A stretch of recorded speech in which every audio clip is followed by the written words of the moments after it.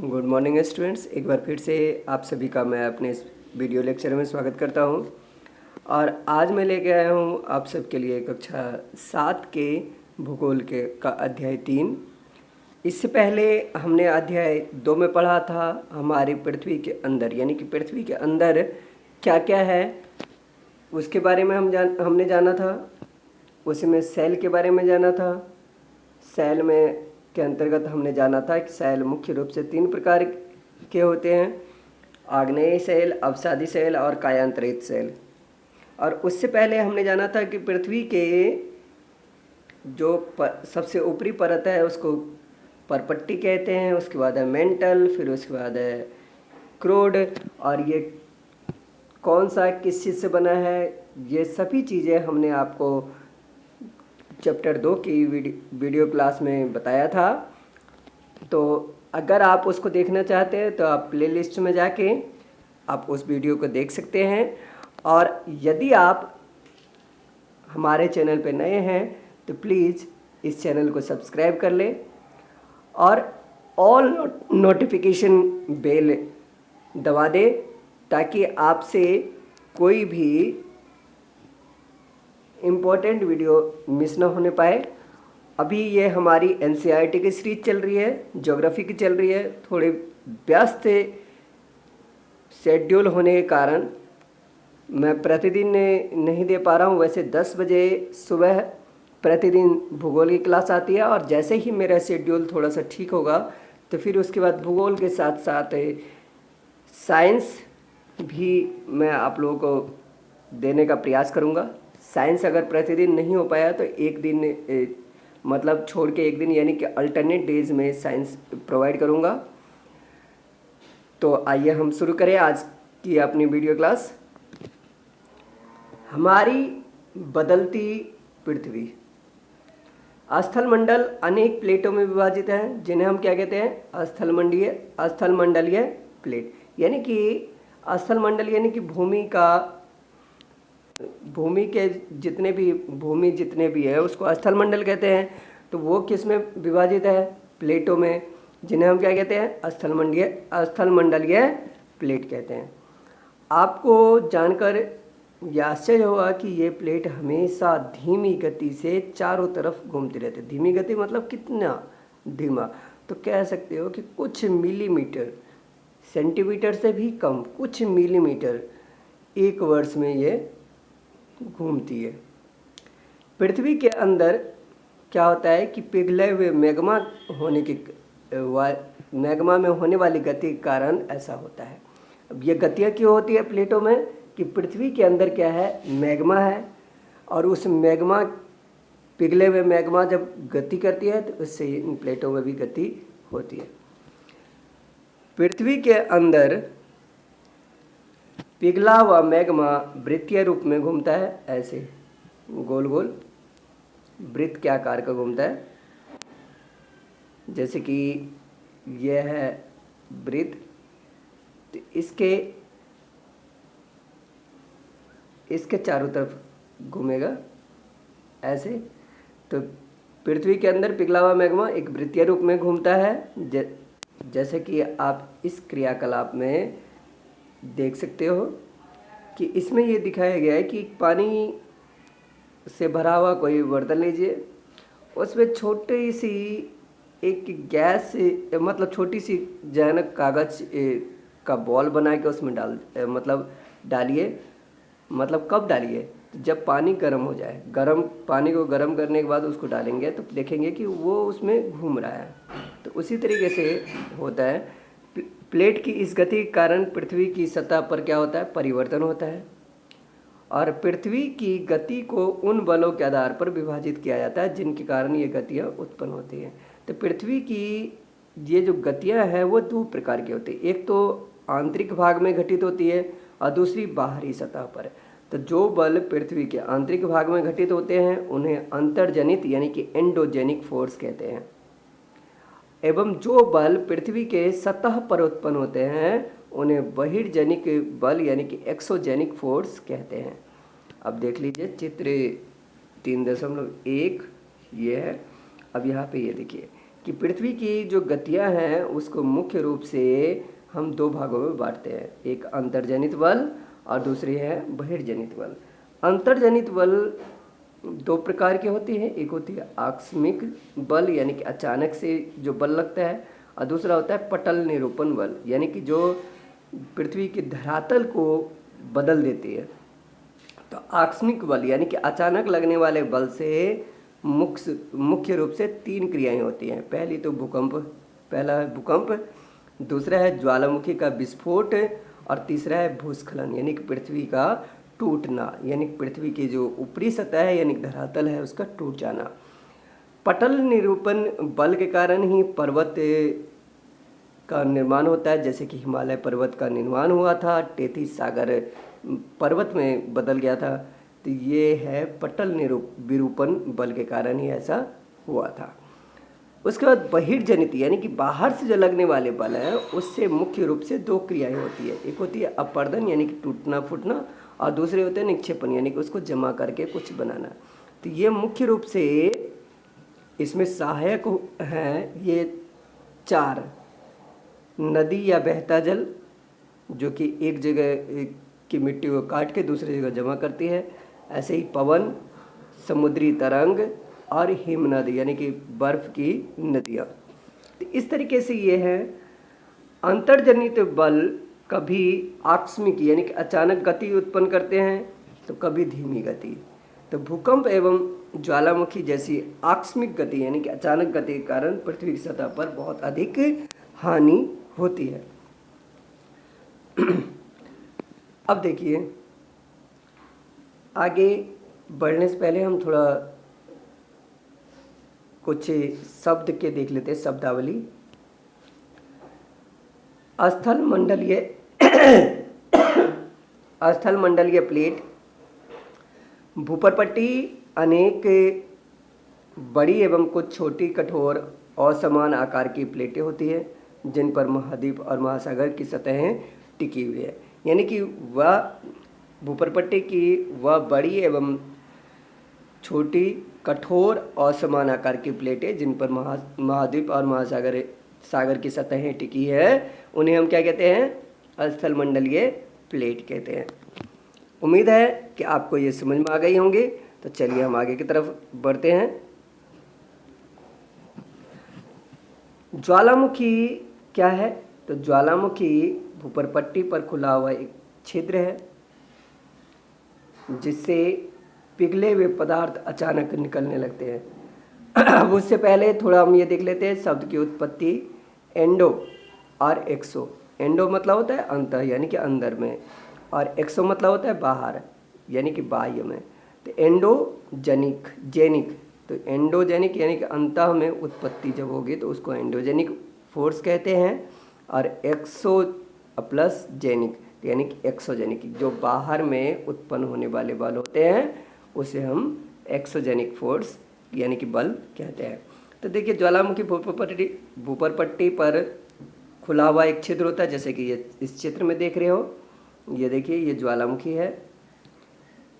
इसमें ये वाला जो है जहाँ से ये गैसें एवं राख निकलती है जहाँ से, उसको हम कहते हैं क्रेटर।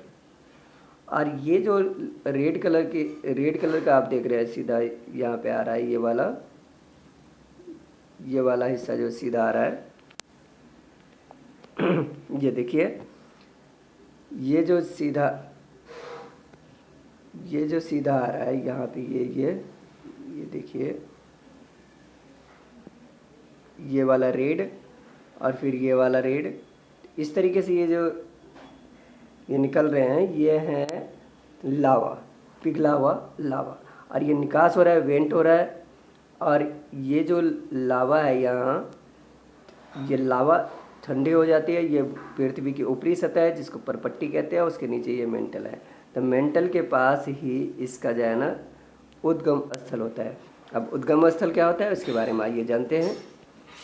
स्थल मंडलीय प्लेटों की गति के कारण पृथ्वी की सतह पर कंपन होता है। यह कंपन पृथ्वी के चारों ओर गति कर सकता है। इस कंपन को ही क्या कहते हैं? हम भूकंप कहते हैं। यानी कि स्थल मंडलीय प्लेटों के गति के कारण पृथ्वी की सतह पर कंपन होने लगता है, जो कि पृथ्वी के चारों ओर गति कर सकता है, तो इसी कंपन को भूकंप कहा जाता है।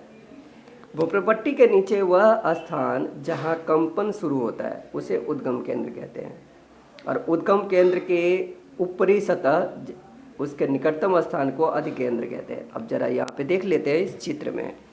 देखिए, भूकंप यहाँ से उत्पन्न होता है, तो इसको हम उद्गम केंद्र कहते हैं। यह वह स्थान है जहाँ भूकंप उत्पन्न होता है, वह भूकंपी ऊर्जा का उद्गम केंद्र कहलाता है। यह भूकंपी ऊर्जा का उद्गम केंद्र है, और इसी के लगभग सामने जो होता है इसको हम कहते हैं अधिकेंद्र।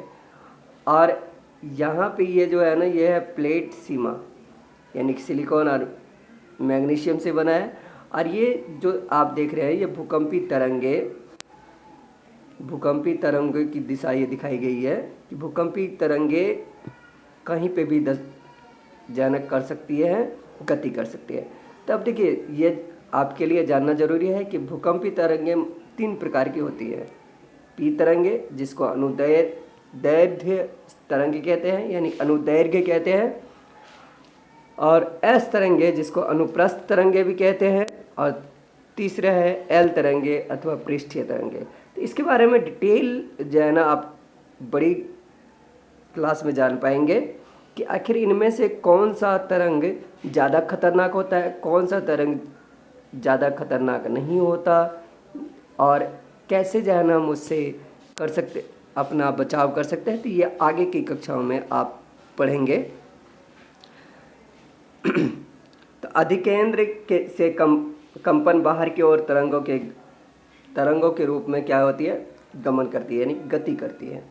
अधिकेंद्र के निकटतम भाग में सर्वाधिक हानि होती है, यानी कि जहाँ पे अधिकेंद्र होता है उसके आसपास के क्षेत्र में बहुत अधिक हानि होती है, एवं अधिकेंद्र से दूरी बढ़ने के साथ भूकंप की तीव्रता धीरे धीरे कम होने लगती है।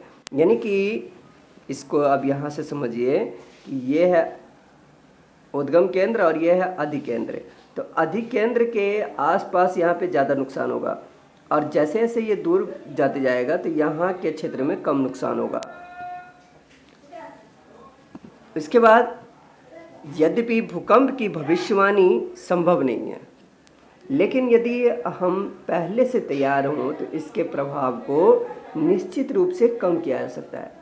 स्थानीय लोग, यानी कि गांव के या फिर लोग जो है ना बूढ़े बुजुर्ग, वो स्थानीय लोग कुछ सामान्य तरीकों से भूकंप की संभावना का अनुमान लगाते हैं, जैसे कि जानवरों के व्यवहार का अध्ययन करके, तालाब में मछलियों की उत्तेजना, यानी कि जैसे ही भूकंप आने लगते हैं तो मछलियाँ छटपटाने लगती है। सांप जो है ना, अधिकांशतः सांप ये धरातल पर आ जाते हैं। अब देखिए, भूकंप को नापने के लिए क्या आप जानते हैं कि भूकंप का मापन एक यंत्र से किया जाता है, एक मशीन के द्वारा किया जाता है, जिसे हम भूकंप लेखे यानी कि सिस्मोग्राफ कहते हैं। भूकंप की तीव्रता रिएक्टर स्केल पर मापी जाती है। यदि जिस भूकंप की तीव्रता 2.0 या उससे कम होती है, उसका प्रभाव नहीं के बराबर होता है। यानी कि तीव्रता अगर रिएक्टर स्केल पर 2.0 या उससे कम होगी तो उसका कोई प्रभाव नहीं होता है। लेकिन अगर भूकंप की तीव्रता 5.0 होती है तो वह वस्तुओं के गिरने से क्षति पहुंचा सकता है, और जिस भूकंप की तीव्रता 6.0 या उससे अधिक होती है वह बहुत शक्तिशाली होती है, और जिसकी तीव्रता 7.0 या उससे अधिक होती है वो तो बहुत ही विनाशकारी होती है, यानी कि सर्वाधिक शक्तिशाली समझा जाता है, यानी कि उससे विनाश होना तो तय है। अब जैसे कि एक इसमें आप देख सकते हैं कि जो 2001 में, हो सकता है आप में से कुछ बच्चों का उस समय जन्म भी ना हुआ हो, तो 2001 में जब 26 जनवरी के दिन भुज यानी कि गुजरात में सभी बच्चे इकट्ठे हुए थे 26 जनवरी मनाने के लिए। 26 जनवरी 2001 में भुज शहर में रिएक्टर स्केल पर 6.9 तीव्रता की भीषण भूकंप आई।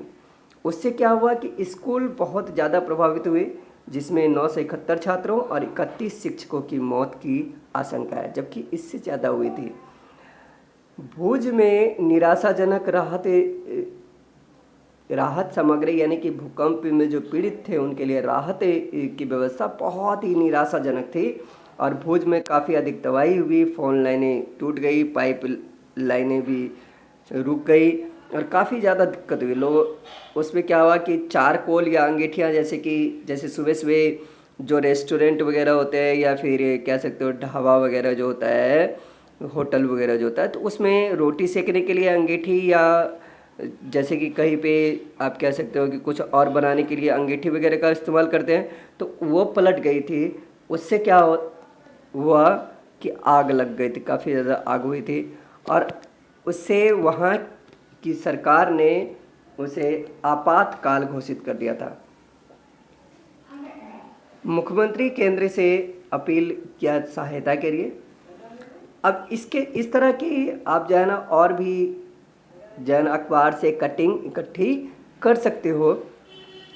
अब देखिए क्या कह रहे हैं कि भूकंप से बचाव के लिए क्या तैयारी हम कर सकते हैं।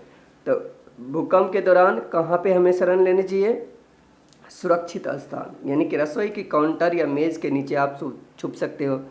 दीवार के अंदरूनी कोने में, बाहर की तरफ नहीं, अंदरूनी कोने में। देखिए इन स्थानों से दूर रहना चाहिए। कहाँ? जहाँ पे आग जल रही हो, चिमनी के आसपास का क्षेत्र या कोई ऐसी खिड़की या दरवाजे या दीवार जो आपको लगता है कि ये कमज़ोर है, ये टूट भी सकती है, तो उससे अलग रहिए। दर्पण यानी कि शीशा जिसमें आप अपना चेहरा देखते हो, उससे और तस्वीर वाले फ्रेम से भी दूर रहना चाहिए, क्योंकि भूकंप के दौरान हो सकता है कि वो चटक जाए और चटकने से के बाद जो है ना वहाँ से अगर दूर निकलेगा तो उससे आप घायल भी हो सकते हैं। पहले से क्या तैयारी करनी चाहिए?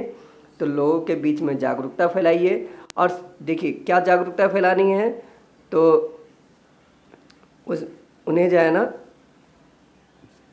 ये कहिए कि भूकंप से अपने आप को पूरी तरीके से तैयार रखें और जब भूकंप आए तो अगर संभव हो तो आप घर से बाहर निकल जाए। कई लोगों के साथ ये देखा गया है कि जब भूकंप या कुछ भी होना होता है तो वो जब उनको जब कहा जाता है रिहर्सल के दौरान कि आप फटाफट बाहर निकलिए, तो वो अपनी सामान लेने लगते हैं। तो ये नहीं होना चाहिए। हकीकत में जब भूकंप आएगा तो पहले तो खुद को बचाइए, सामान तो बाद में आप बचा ही लेंगे। तो इस प्रकार से भूकंप से आप अपनी रक्षा कर सकते हैं। मुख्य स्थलाकृतियाँ, मुख्य स्थल की आकृतियाँ। आप क्षय एवं अपर्दन नामक 2 प्रक्रम के द्वारा दृश्य भूमि यानी देखने वाली जो भूमि होती है उसमें लगातार विघटन मतलब उसमें धीरे धीरे टूटना जारी रहता है। पृथ्वी की सतह पर सेलों के टूटने से अपक्षय की क्रिया होती है। सेल जब टूटते हैं तो उससे अपक्षय क्रिया होती है और भूदृश्य पर जल, पवन एवं हिम जैसे विभिन्न घटक, हिम मतलब बर्फ के विभिन्न घटकों के द्वारा क्षय को अपर्दन कहते हैं। यानी कि जब कोई भी क्षय यानी कि नुकसान जब होता है तो किसके कारण? जल, पवन या हिम के कारण। तो इस तरीके के नुकसान को हम कहते हैं अपर्दन होना। वायु, जल आदि अपर्दित पदार्थ को एक स्थान से दूसरे स्थान पर ले जाते हैं और फिर वहाँ पे क्या करते हैं? उसको छोड़ते जाते हैं, जिसको हम कहते हैं निक्षेपित होना, निक्षेपण। अपर्दन एवं निक्षेपण के ये प्रक्रम पृथ्वी के धरातल पर विभिन्न स्थलाकृतियों का निर्माण करते हैं, यानी कि विभिन्न तरह के स्थल आकृतियों के निर्माण करते हैं। अब देखिए जैसे नदी के कार्य, नदी के जल से दृश्य भूमि का अपर्दन होता है, यानी कि जो दिखने वाली भूमि होती है उसमें कटाव होता है। जब नदी किसी खड़े ढाल वाले स्थान से अधिक कठोर शैल या खड़ी ढाल वाली घाटी से गिरती है तो ये क्या बनाती है? जलप्रपात। अब आगे बढ़, जैसे कि आप इस चित्र में ये देख सकते हो, चित्र 3.5वें, ये है जलप्रपात, क्योंकि ऊंचाई से ये गिर रही है। तो ये कठोर शैल आप यहाँ पे ये देख सकते हो, कठोर शैल है, जल की शक्ति द्वारा काटे गए। ये मृदु शैल है जहाँ पे ये कटे हुए हैं। उसके बाद आगे ये देखिए कुछ जीके के क्वेश्चन और फैक्ट से इसको आप कह सकते हो कि विश्व में हजारों छोटे छोटे जलप्रपात हैं, यानी कि ऊपर से जो जल की धाराएं गिरती हैं। सबसे ऊंचा जलप्रपात कहाँ है? दक्षिण अमेरिका के वेनेजुएला का एंजेल जलप्रपात है। वेनेजुएला जगह का नाम है, वहाँ पे जलप्रपात जो है ना उसका नाम है एंजेल। और जलप्रपात जो ऊंचे ऊंचे जलप्रपात हैं उनमें उत्तरी अमेरिका में कनाडा तथा संयुक्त राज्य अमेरिका की सीमा पर स्थित नियाग्रा जलप्रपात है, और अफ्रीका में जाम्बिया और जिम्बाब्वे की सीमा पर स्थित विक्टोरिया जलप्रपात है। अब आगे देखिए, जब नदी मैदानी क्षेत्र में प्रवेश करती है तो वह मोड़दार मार्ग पर बहने लगती है। नदी के इन्हीं बड़े मोड़ों को विसर्प कहते हैं। अब ये देखिए, ये इस तरीके से ये देख सकते हैं, ये जो मुड़ रही है तो ये वाला जो पोर्शन है इसको हम क्या कहते हैं? विसर्प कहते हैं।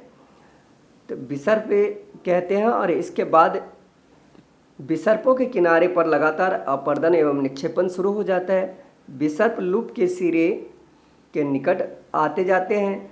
समय के साथ विसर्प लूप नदी से कट जाते हैं। लूप नदी जो लगातार बहने वाली नदियाँ होती है उससे विसर्प क्या होती है? कट जाती है, और इस प्रकार से एक झील का निर्माण करती है जिसे हम क्या कहते हैं? चाप झील के नाम से जानते हैं। ये देखिए, अभी दिखाता हूँ चाप झील, सॉरी, ये देखिए चाप झील, ये यहाँ पे देख रहे होंगे छोटे छोटे सी ये आकृति, इस प्रकार से ये चाप झील का निर्माण करते हैं। कभी कभी नदी अपने तटों से बाहर बहने लगती है, फलस्वरूप निकटवर्ती क्षेत्रों में बाढ़ आ जाती है। बाढ़ के कारण नदी के तटों के निकटवर्ती क्षेत्रों में महीन मिट्टी एवं अन्य पदार्थों का निक्षेपण करती है। ऐसे मिट्टी एवं पदार्थों को अवसाद कहते हैं, यानी कि जब बाढ़ के कारण या नदी के बहाव के कारण जो मिट्टी और अन्य पदार्थ एक जगह पर इकट्ठे होते हैं और वो जो छोटे छोटे कण होते हैं उसको हम अवसाद कहते हैं। और इससे क्या होता है कि समतल उपजाऊ बाढ़कृत मैदान का निर्माण होता है।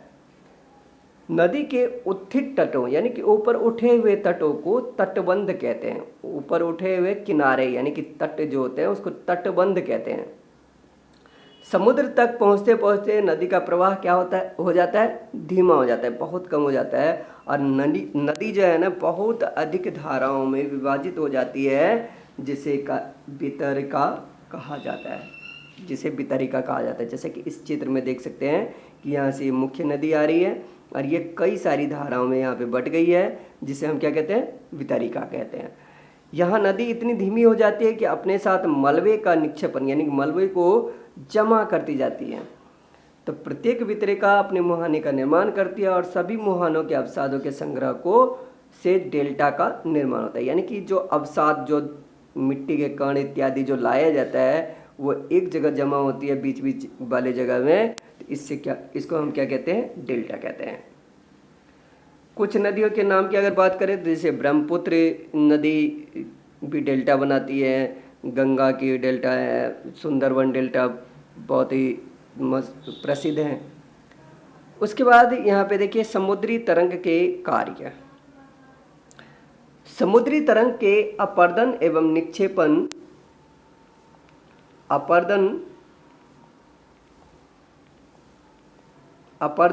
निक्षेपण तटीय स्थलाकृतियाँ बनाते हैं। तटीय स्थलाकृति यानी तट की स्थलाकृतियाँ बनाते हैं।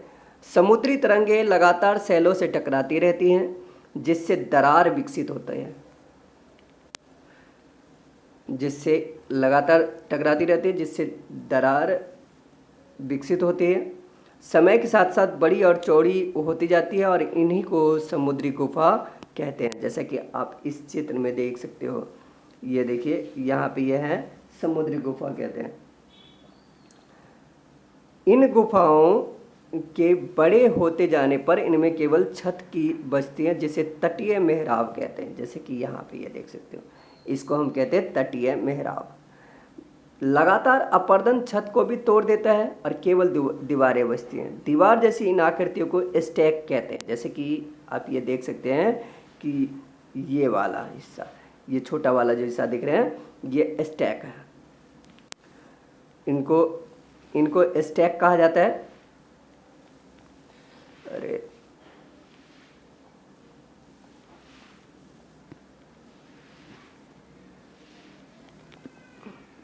स्टैक कहा जाता है।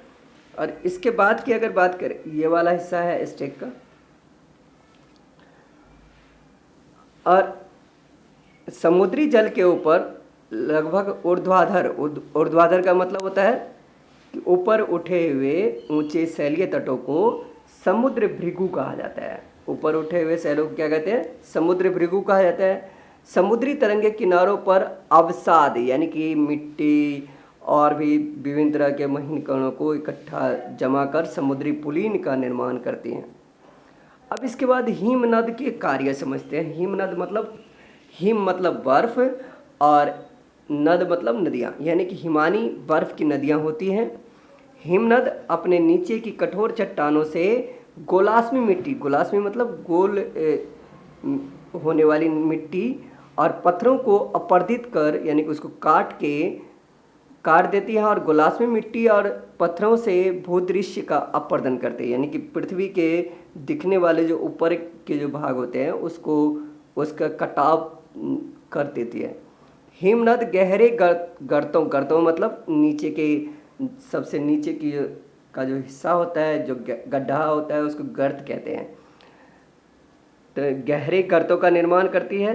पर्वतीय क्षेत्र में बर्फ पिघलने से उन गर्तों में जल भर जाता है और वे सुंदर झील का निर्माण करते हैं, झील बन जाते हैं। और हिमनद के द्वारा लाए गए पदार्थ जैसे छोटे बड़े सेल, रेत एवं तलछट मिट्टी निक्षेपित करती है, और ये निक्षेप क्या करती है? हिमनद हिमोड़ का निर्माण करती हैं। अब ये देख सकते हैं, ये हिमनद है यहाँ पे इस चित्र में। इसके बाद अगर बात करें पवन के कार्य की, तो पवन के भी बहुत सारे कार्य हैं। जैसे कि आप इसमें देख सकते हैं बालू का टिब्बा है। तो रेगिस्तान में पवन अपर्दन एवं निक्षेपण का प्रमुख कारक है। रेगिस्तान में छत्रक यानी कि छत्ते के आकार के सेल देख सकते हैं, जिन्हें सामान्यतः छत्रक सेल कहा जाता है। छत्ते के जैसे बना हुआ, यहाँ पे ये देख सकते हैं। पवन सेल के ऊपरी भाग की अपेक्षा निचली भाग को आसानी से काटती है, इसलिए ऐसी सेल के आधार संकीर्ण यानी कम पतला और शीर्ष यानी कि ऊपर का जो हिस्सा होता है वो फैला होता है, विस्तृत होते हैं। पवन चलने पर यह अपने साथ रेत को एक स्थान से दूसरे स्थान पर पहुंचाती है। जब पवन का बहाव रुकता है तो वह रेत गिरकर छोटी पहाड़ी बनाती है, जिसे बालू का टिब्बा कहते हैं। जैसे कि आप यहाँ पे देख सकते हैं, ये सब बालू के टिब्बे हैं। जब बालू कण महीन एवं हल्के होते हैं तो वायु उनको उठाकर बहुत ही दूर ले जा सकती है, और जब ये बालू कण विस्तृत क्षेत्र में निक्षेपित हो जाते हैं तो बहुत ही बड़े क्षेत्र में, तो उसी को हम कहते हैं लाओस। चीन में विशाल, लाओस नहीं, लोएस, चीन में विशाल लोएस निक्षेप पाए जाते हैं। तो इस प्रकार से हमने तीसरा अध्याय पढ़ा, और अभी के लिए फ़िलहाल इतना ही। एक बार फिर से आप सभी से मेरा एक रिक्वेस्ट है कि प्लीज़ वीडियो को लाइक करना ना भूलें, चैनल को सब्सक्राइब अवश्य कर लें, और ऑल नोटिफिकेशन बेल को भी प्रेस कर दें।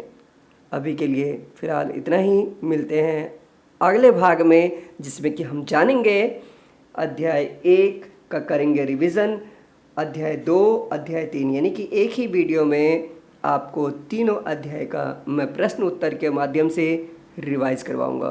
तो अभी के लिए फ़िलहाल इतना ही। Thank you, have a nice day.